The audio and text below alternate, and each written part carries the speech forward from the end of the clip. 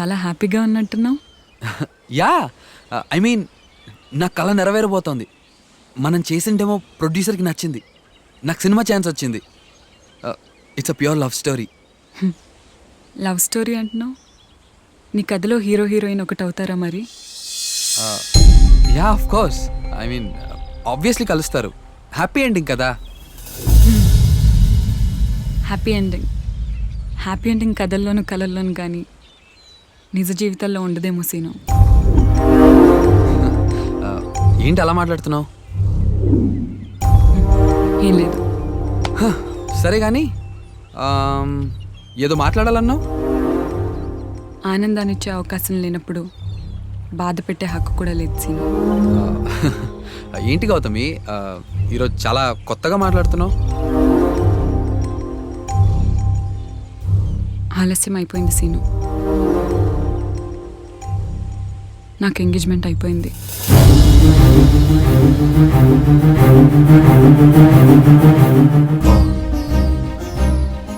Express చేయడం late అయినంత మాత్రాన ఎక్స్పైర్ అయిపోయిందనమాట.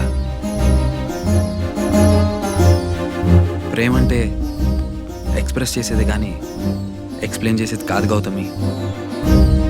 అది మన మాటల్లోనూ చూపుల్లోనూ తెలిసిపోతుంది. మరంత ప్రేమ ఉన్నప్పుడు మా అమ్మ నాన్నలతో మాట్లాడడానికి ఎందుకు భయపడుతున్నావు?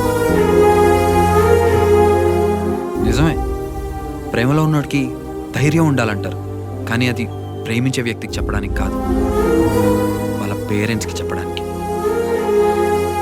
ఈ రోజు వరకు మన గురించి మీ పేరెంట్స్తో ఎందుకు మాట్లాడలేదో తెలుసా? ప్రేమించే అమ్మాయికి లవ్లో ప్యూరిటీ ఒకటే కావాలి, కానీ అదే వాళ్ళ పేరెంట్స్కి మాత్రం లైఫ్ లాంగ్ ష్యూరిటీ కావాలి. అది ఇప్పుడు నేను ఇవ్వలేను. నువ్వు రైటర్ విసీను, అందుకే కన్విన్స్ చేయగలవు. కానీ లైఫ్లో నువ్వు లవ్కి ఇచ్చే ఇంపార్టెన్స్ నాకు ఇప్పటికీ తెలియడం లేదు సీను. నువ్వు నా జీవితంలోకి వచ్చాక చాలా మార్పు వచ్చింది గౌతమి. నీతో పరిచయం నాలో నాకే ఒక రచయితని పరిచయం చేసింది. నిన్ను మొదటిసారి చూసినప్పుడే నా మనసు మెదిలింది, నాకు భావం కలిగింది, నా కలం కదిలింది, కథగా మారింది. అసలు నేను ఇప్పుడు రాసుకున్న కథ ఏంటో తెలుసా?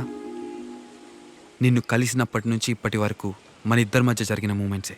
అసలు నువ్వు లేకుండా ఇన్నాళ్ళు ఎలా బ్రతికానా అనిపించింది.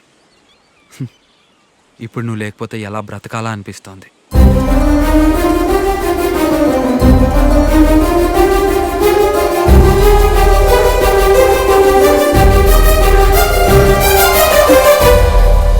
I love you scene.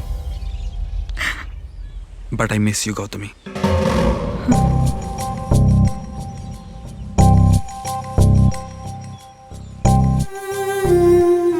రావాల్సిన ట్రైన్ లేట్ అయిందని వేరే ట్రైన్లో వెళ్ళిపోవడానికి. ప్రేమ అంటే ప్రయాణం కాదు గౌతమి, ప్రమాణం. నిజంగా నీ మనసులో నేనుంటే అసలు నువ్వు ఎంగేజ్మెంట్ని యాక్సెప్ట్ చేసేదానివి కాదు, నా కోసం వెయిట్ చేసేదానివి. నీకోసం ఎదురు చూసేంత ప్రేమ నాకున్నా వెయిట్ చేసేంత ఓపిక మా పేరెంట్స్కి లేదు సీను. ప్రేమకు కావాల్సింది ఓపిక కాదు, నమ్మకం. ఎంగేజ్మెంట్ని అవాయిడ్ చేయడానికి చాలా ట్రై చేశాను, కానీ నా వల్ల కాలేదు.